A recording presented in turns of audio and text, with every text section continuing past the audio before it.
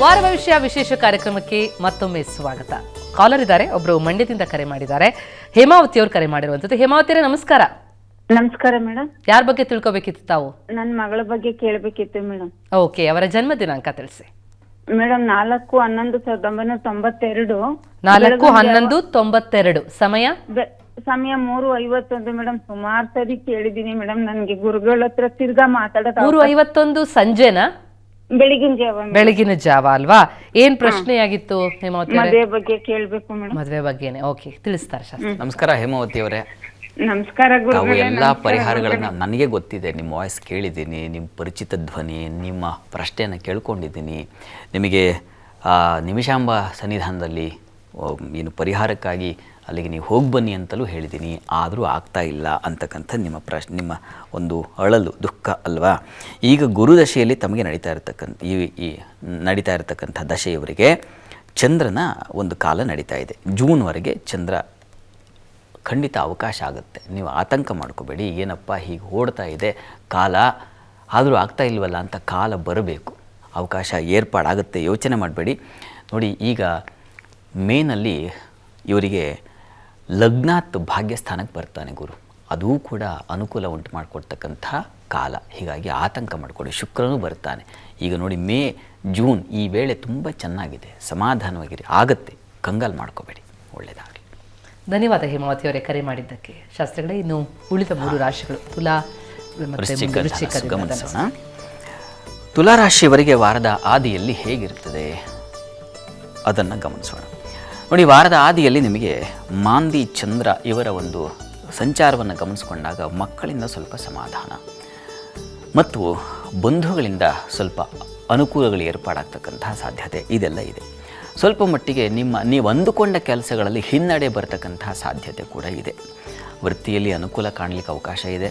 ಚಂದ್ರನಿಗೆ ಬಲ ಬರೋದರಿಂದಾಗಿ ಹೆಚ್ಚಿನ ಕೆಲಸ ಮಾಡ್ತಕ್ಕಂಥ ಸಾಮರ್ಥ್ಯವೂ ಬರ್ತದೆ. ಆದರೆ ಮಾನಸಿಕವಾಗಿ ಸ್ವಲ್ಪ ಖಿನ್ನತೆ ಅಂತಕ್ಕಂಥದ್ದು ಇರ್ತದೆ ವಾರದ ಆದಿಯಲ್ಲಿ. ವಾರ ಮಧ್ಯದಲ್ಲಿ ಗಮನಿಸ್ಕೊಂಡ್ರೆ ಮಂಗಳವಾರ, ಬುಧವಾರ ಈ ವಾರ ಏನಿದೆ ನಿಮಗೆ ಸ್ವಲ್ಪ ನಷ್ಟತೆ, ಖಿನ್ನತೆ, ದುಃಖ, ಆರೋಗ್ಯದಲ್ಲಿ ತುಂಬ ತೀವ್ರವಾದ ವ್ಯತ್ಯಾಸ ಇವುಗಳು ಮತ್ತೆ ನಿಮ್ಮನ್ನು ಕಾಡುತ್ತೆ. ಚಂದ್ರ ಹುಟ್ಟಾಗ್ಬಿಡ್ತಾರಲ್ಲ, ಹೀಗಾಗಿ ಉದರ ಬಾಧೆ ನಿಮಗೆ ತುಂಬ ಹೆಚ್ಚಿನ ಬಾಧೆಯನ್ನು ತಂದುಕೊಡೋ ಸಾಧ್ಯತೆ ಇದೆ. ಸ್ವಲ್ಪ ಹುಷಾರಾಗಿರಬೇಕು. ಗುರುವಾರದ ಮಟ್ಟಿಗೆ ಸ್ವಲ್ಪ ಮಟ್ಟಿಗೆ ನಿಮಗೆ ಗುರುವಾರ, ಶುಕ್ರವಾರ ಈ ವಾರ ಮಧ್ಯವನ್ನು ಕಳೆದು ಅಂತ್ಯಕ್ಕೆ ಹೋಗ್ತಾ ಇದ್ದೀರಾ ಅನ್ನೋ ಸಂದರ್ಭದಲ್ಲಿ ಸ್ವಲ್ಪ ಹೆಚ್ಚಿನ ಶುಭ ಫಲ ಇದೆ. ಸಂಗಾತಿಯಿಂದ ಸಹಕಾರ, ವ್ಯವಹಾರಗಳಲ್ಲಿ ಚಿಗುರುವಿಕೆ, ವೃತ್ತಿಯಲ್ಲೂ ಕೂಡ ಹೆಚ್ಚಿನ ಉತ್ಪಾದನೆ ಮತ್ತು ಕೆಲಸದಲ್ಲಿ ಒಂದು ನಿರಾಳತೆ ಇತ್ಯಾದಿ ಕಾಣಲಿಕ್ಕೆ ಖಂಡಿತ ಅವಕಾಶ ಇದೆ.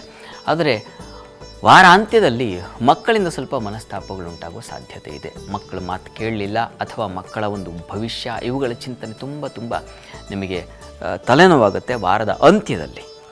ಆದರೆ ರವಿ ಪರಿವರ್ತನೆ ನಿಮಗೆ ಲಾಭದ ಅಧಿಪತಿ ಆತ ಪಂಚಮಕ್ಕೆ ಹೋಗೋದ್ರಿಂದಾಗಿ ಬುದ್ಧಿ ಶಕ್ತಿ ನಿಮಗೆ ಹೆಚ್ಚಾಗುತ್ತೆ. ಯಾವುದೋ ಒಂದು ತೆರದಲ್ಲಿ ಎಲ್ಲ ತೊಡಕುಗಳನ್ನು ಬಿಡಿಸಿಕೊಳ್ಳೋ ಶಕ್ತಿ, ಬೌದ್ಧಿಕ ಶಕ್ತಿ ಖಂಡಿತ ಬರುತ್ತೆ. ದುರ್ಗಾ ಕವಚವನ್ನು ಹೇಳಿಕೊಂಡ್ರೆ ಆರೋಗ್ಯದ ಮಟ್ಟಿಗೆ ಹೆಚ್ಚಿನ ಒಂದು ಬಲ ಕಾಣಲಿಕ್ಕೆ ಅವಕಾಶ ಇದೆ. ತುಲಾರಾಶಿಯವರು ತಪ್ಪದೆ ಪ್ರತಿ ದಿವಸ ದುರ್ಗಾ ಕವಚ ಕೇಳಿಸ್ಕೊಳ್ಳಿ ಅಥವಾ ಹೇಳ್ಕೊಳ್ಳಿ. ಇನ್ನು ವೃಶ್ಚಿಕ ರಾಶಿ ಗಮನಿಸ್ಕೊಂಡ್ರೆ ವೃಶ್ಚಿಕ ರಾಶಿಯವರಿಗೆ ವಾರದ ಆದಿಯಲ್ಲಿ ನೋಡಿ ಚಂದ್ರ ಹಾಗೂ ಈ ಒಂದು ಮಾಂದಿ ಗಮನಿಸ್ಕೊಂಡ್ರೆ ವೃತ್ತಿಯಲ್ಲಿ ಬದಲಾವಣೆ, ಮಾನಸಿಕವಾಗಿ ಸ್ವಲ್ಪ ಮಟ್ಟಿಗೆ ಚಂದ್ರ ಶನಿಯರಿದ್ದಾಗ ಸ್ವಲ್ಪ ಕುಗ್ಗುವಿಕೆ, ಬಂಧುಗಳ ವಿಚಾರದಲ್ಲಿ, ಪ್ರಯಾಣದ ವಿಚಾರದಲ್ಲಿ ಮತ್ತು ಸ್ನೇಹಿತರ ವಿಚಾರದಲ್ಲಿ ಇಂಥ ವಿಚಾರಗಳಲ್ಲಿ ಸ್ವಲ್ಪ ತೊಡಕುಗಳು, ವ್ಯತ್ಯಾಸಗಳಾಗ್ತಕ್ಕಂಥ ಸಾಧ್ಯತೆ ಇದೆ. ವಸ್ತು ನಷ್ಟತೆ ಸೂಚಿಸ್ತಾ ಇದೆ. ದಾಂಪತ್ಯದಲ್ಲಿ ಮನಸ್ತಾಪ, ಸ್ನೇಹ, ಪ್ರೀತಿ, ಪ್ರೇಮ ಇಂಥ ವಿಚಾರಗಳಿರ್ತಾರಲ್ಲ, ಆ ವಿಚಾರದಲ್ಲಿ ಸ್ವಲ್ಪ ಮನಸ್ಸು ಕುಗ್ಗುತ್ತೆ, ಮನಸ್ಸಿಗೆ ದುಃಖ ಆಗುತ್ತೆ. ಅಂಥದ್ದೊಂದು ಸಂದರ್ಭ ಎದುರಾಗುತ್ತೆ. ವಾರ ಮಧ್ಯದಲ್ಲಿ ಕೂಡ ಚಂದ್ರ ರಾಹು ಒಟ್ಟಾಗ್ತಾರೆ ಪಂಚಮ ಸ್ಥಾನದಲ್ಲಿ. ಹೀಗಾಗಿ ಮಾನಸಿಕವಾಗಿ ಖಿನ್ನತೆ, ಮನಸ್ಸಿಗೆ ಬೇಸರ ಉಂಟಾಗ್ತಕ್ಕಂಥ ಘಟನೆಗಳು ನಡೆಯುತ್ತೆ. ಸಭೆಗಳಲ್ಲಿ ನಾವು ಯಾವುದು ಮೀಟಿಂಗ್ಸ್ ಅಂತೀವೋ, ಇಂಪಾರ್ಟೆಂಟ್ ಮೀಟಿಂಗ್ಸ್, ಅಲ್ಲಿ ನಿಮಗೆ ಬುದ್ಧಿ ಓಡೋದಿಲ್ಲ, ಹಾಗಾಗ್ಬಿಡುತ್ತೆ. ಆದರೆ ಕುಜನ ಬಲ ಚೆನ್ನಾಗಿರೋದ್ರಿಂದ ನಿಮಗೆ ಧೈರ್ಯ, ಹುಂಬತನ ಅನ್ನೋದು ಬಿಡೋದಿಲ್ಲ, ಅದು ನಿಮ್ಮನ್ನು ಎಳ್ಕೊಂಡು ಹೋಗುತ್ತೆ. ಇನ್ನು ರವಿ ಶನಿಯರು ಒಟ್ಟಾಗ್ತಾರಲ್ಲ ಚತುರ್ಥ ಸ್ಥಾನದಲ್ಲಿ. ಹೀಗಾಗಿ ಬಂಧುಗಳ ವಿಚಾರದಲ್ಲಿ ತುಂಬ ಹುಷಾರಾಗಿರಿ. ಯಾವುದೇ ಹೆಚ್ಚಿನ ಸಲಹೆ ಕೊಡಲಿಕ್ಕೆ ಹೋಗಬೇಡಿ ಈ ಒಂದು ವಾರ. ಇನ್ನು ವಾರಾಂತ್ಯದಲ್ಲಿ ಗಮನಿಸ್ಕೊಂಡ್ರೆ ಸ್ವಲ್ಪ ಪ್ರಯಾಣದಲ್ಲಿ ತೊಂದರೆ ಇದೆ. ಮಕ್ಕಳ ವಿಚಾರದಲ್ಲಿ ಮನಸ್ತಾಪಗಳಾಗುತ್ತೆ. ಬೌದ್ಧಿಕವಾಗಿ ಸ್ವಲ್ಪ ಕುಸಿತೀರ, ಆಲೋಚನಾ ಶಕ್ತಿ ಕಳ್ಕೊಳ್ತೀರ. ಹೀಗಾಗಿ ಗ್ರಾಮ ದೇವರಿಗೆ, ಊರಿನಲ್ಲಿರ್ತಕ್ಕಂಥ ದೇವತೆಗೆ ಒಂದು ಪಾಯಸ ನೈವೇದ್ಯ ಮಾಡಿ ಪ್ರಸಾದ ತಗೊಂಡ್ರೆ ವಾರ ಇಡೀ ನಿಮಗೆ ಏನೇನು ತೊಡಕುಗಳಿದೆ ಅದರಿಂದ ಹೊರಬರಲಿಕ್ಕೆ ಅವಕಾಶ ಇದೆ. ಇನ್ನು ಧನುಸ್ಸು ರಾಶಿ ನೋಡೋಣ. ಧನುರಾಶಿಯವರಿಗೆ ವಾರದ ಆದಿಯಲ್ಲಿ ನಿಮಗೆ ನೋಡಿ ವೃತ್ತಿಯಲ್ಲಿ ಹೆಚ್ಚಿನ ಅನುಕೂಲ, ಉಪನ್ಯಾಸಕರಿಗೆ ಅಲ್ಲಿ ಯಾಕೆಂದರೆ ಕರ್ಮಸ್ಥಾನದ ಅಧಿಪತಿ ದ್ವಿತೀಯದಲ್ಲಿದ್ದಾಗ ಮಾತಿನ ಕೌಶಲ್ಯ ಚೆನ್ನಾಗಿರ್ತದೆ. ಆದರೆ ದಾಂಪತ್ಯದಲ್ಲಿ ಮನಸ್ತಾಪಗಳಿದೆ. ವಾರದ ಆದಿಯಲ್ಲಿ ನಿಮಗೆ ಮಾಂದಿ ಸಪ್ತಮದಲ್ಲಿ ಉದಯಾದರೆ ವ್ಯಾಪಾರ ವಹಿವಾಟು, ದಾಂಪತ್ಯ ಮತ್ತು ಬಹಳ ಪ್ರಧಾನವಾಗಿ ವಿದೇಶ ಪ್ರಯಾಣಗಳಿದೆ, ಇಲ್ಲೆಲ್ಲ ತೊಡಕುಂಟಾಗ್ತಕ್ಕಂಥ ಸಾಧ್ಯತೆ. ಆದರೆ ಗುರು ಬೌದ್ಧಿಕವಾಗಿ ನಿಮಗೆ ಹೆಚ್ಚಿನ ಬಲ ತಂದು ಕೊಡ್ತಾನೆ, ಅದರಲ್ಲೇನು ಸಂಶಯ ಇಲ್ಲ. ಚಂದ್ರ ಗುರು ಒಟ್ಟಾಗ್ತಾರೆ ವಾರ ಮಧ್ಯದಲ್ಲಿ, ಇದು ನಿಮಗೆ ತುಂಬ ಒಳ್ಳೆಯದು. ರವಿಯ ಪರಿವರ್ತನೆ ಇದೆಯಲ್ಲ, ಮಂಗಳವಾರವೇ ನಿಮಗೆ ತೃತೀಯ ಸ್ಥಾನಕ್ಕೆ ಹೋಗ್ತಕ್ಕಂಥ ರವಿ ಧೈರ್ಯ ಸಾಹಸಗಳನ್ನು ತಂದು ಕೊಡ್ತಾನೆ, ಅದು ಕೂಡ ಒಳ್ಳೆಯದು. ಈ ಗುರುಚಂದ್ರರ ಯುತಿ ಇದೆಲ್ಲ ವಾರ ಮಧ್ಯದಿಂದ ನಿಮಗೆ ಹೆಚ್ಚಿನ ಅನುಕೂಲಗಳು ಉಂಟಾಗ್ತಾ ಹೋಗುತ್ತೆ, ಆತಂಕ ಬೇಡ. ಆದರೆ ನೀರಿನ ಪ್ರಯಾಣ ಇದೆಯಲ್ಲ ಅಲ್ಲಿ ಮತ್ತು ನೀರಿನ ವಿಚಾರದಲ್ಲಿ ಸ್ವಲ್ಪ ವಾಟರ್ ಇನ್ಫೆಕ್ಷನ್ಸ್ ಆಗ್ತಕ್ಕಂಥ ಸಾಧ್ಯತೆ, ನೀರಿನ ಕಂಟಕಗಳು ಅಂತ ಹೇಳ್ತೀವಿ, ಅಂಥದ್ದೊಂದು ಸಾಧ್ಯತೆ ಕೂಡ ಇದೆ ವಾರ ಮಧ್ಯದಲ್ಲಿ. ಇದ್ರ ಬಗ್ಗೆ ಸ್ವಲ್ಪ ಗಮನ ಹರಿಸಬೇಕು. ವಾರಾಂತ್ಯದಲ್ಲಿ ತುಂಬ ಚೆನ್ನಾಗಿದೆ, ಬೌದ್ಧಿಕವಾಗಿ ನಿಮಗೆ ಚಿಗುರುತ್ತೆ ಮತ್ತು ಆಲೋಚನಾ ಶಕ್ತಿ ಅದು ಹೆಚ್ಚುತ್ತೆ. ಇನ್ನೊಬ್ಬರು ಕೂಡ ನಿಮ್ಮ ಹತ್ರ ಒಂದು ಸಲಹೆ ತಗೊಳ್ತಾರೆ, ಆ ರೀತಿಯಲ್ಲಿ ತುಂಬ ಚೆನ್ನಾಗಿದೆ, ಅನುಕೂಲಕರವಾಗಿದೆ. ಪ್ರಯಾಣದಲ್ಲಿ ಸ್ವಲ್ಪ ಎಚ್ಚರಿಕೆ ತಗೊಳ್ಬೇಕು. ಅನ್ನಪೂರ್ಣೇಶ್ವರಿ ಪ್ರಾರ್ಥನೆ ಮಾಡಿ. ಕಾರಣ ವಾರದ ಅಂತ್ಯದ ವೇಳೆಗೆ ನಿಮಗೆ ಆಹಾರ ಸ್ಥಾನದಲ್ಲಿ ಈ ಕುಜ, ಶುಕ್ರ, ಬುಧ ಇವರೆಲ್ಲ ಮಿಶ್ರವಾಗಿರ್ತಕ್ಕಂಥ ಆಹಾರ ಸೇವನೆ ಆಗಿಬಿಡುತ್ತೆ. ಅದು ತೊಗೋಬೇಕು, ಇದು ತೊಗೋಬೇಕು, ಆಸೆ, ಆ ಬಯಕೆಗಳ ಅಧಿಪತಿ ಬುಧ ದ್ವಿತೀಯದಲ್ಲಿದ್ದಾಗ ಅತಿಯಾದ ಬಯಕೆ ಆಗುತ್ತೆ. ಹೀಗಾಗಿ ಅತಿಯಾದ ತಿನ್ನುವಿಕೆಯು ಒಂದು ತೊಂದರೆ ಉಂಟು ಮಾಡುತ್ತೆ. ಹೀಗಾಗಿ ಸ್ವಲ್ಪ ಹುಷಾರಾಗಿರಿ. ಅನ್ನಪೂರ್ಣೇಶ್ವರಿ ಪ್ರಾರ್ಥನೆ ಮಾಡಿಕೊಳ್ಳಿ.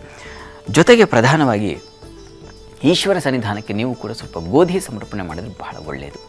ಅದು ಈ ವಾರ ನೀವು ಮಾಡಬೇಕಾಗಿರತಕ್ಕಂಥದ್ದು ಧನುಸ್ಸು ರಾಶಿಯವರು. ಇದು ಧನುವರೆಗಿನ ಫಲಗಳು. ಎಸ್, ಇನ್ನು ಮುಂದಿನ ರಾಶಿಗಳ ಫಲಾನುಫಲ, ಅದರ ಜೊತೆಗೆ ಇನ್ನಷ್ಟು ನಿಮ್ಮ ಸಮಸ್ಯೆಗಳಿಗೆ ಪರಿಹಾರವನ್ನು ಸೂಚಿಸ್ತಾರೆ ಶಾಸ್ತ್ರಿಗಳು. ಪುಟ್ಟ ಬ್ರೇಕ್ ಆದಮೇಲೆ ವಾರ ಭವಿಷ್ಯ ಕಾರ್ಯಕ್ರಮ ಮುಂದುವರಿಯುತ್ತೆ.